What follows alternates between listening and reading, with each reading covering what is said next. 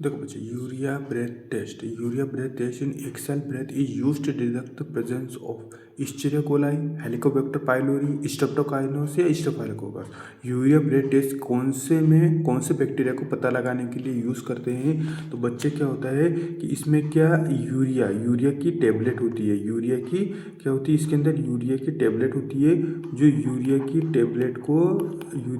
Tablet है उसको patient को क्या किया जाता है, इंजेस्ट कराया जाता है। उस टेबलेट को पेशेंट को खिलाया जाता है, मतलब उस टेबलेट को पेशेंट को खिलाया जाएगा।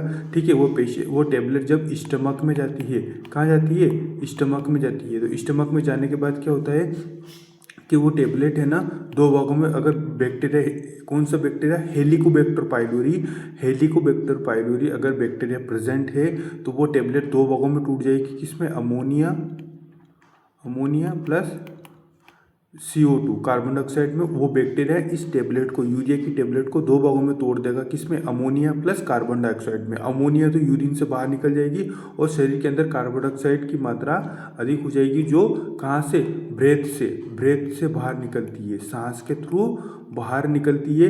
ठीक है, कहाँ से निकलती है, सांस के थ्रू बाहर निकलती है, तो उसकी मात्रा अधिक हो जाएगी, जिससे अपन CO2 को सांस में डिटेक्ट करेंगे कि इसकी अमाउंट, इसकी जो मात्रा है कितनी है। ठीक है, उसकी मात्रा अगर ज़्यादा हो जाती है तो इसका मतलब क्या है, हेलिकोबैक्टर पाइलोरी बैक्टीरिया स्टमक में प्रेजेंट है, जो क्या कर रहा है, पेप्टिक अल्सर डिजीज क्रिएट कर रहा है। क्या कर रहा है, पेप्टिक अल्सर डिजीज कर रहा है। ठीक है, इसलिए अगर बैक्टीरिया प्रेजेंट नहीं है, अगर हेलिकोबैक्टर जो पाइलोरी बैक्टीरिया है वह अगर प्रेजेंट नहीं है तो अपन क्या करेंगे, यूरिया की टेबलेट देंगे।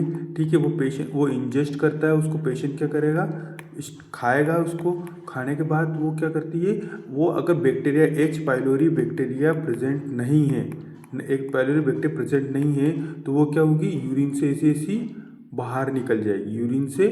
यूरिया की जो टेबलेट है यूरिन से बाहर निकल जाएगी और CO2 का लेवल ब्रेथ में नहीं बढ़ेगा। इसका मतलब कि हेलिकोबैक्टर पाइलोरी बैक्टीरिया प्रेजेंट नहीं है। ठीक है, इससे अपन पता लगा लेंगे।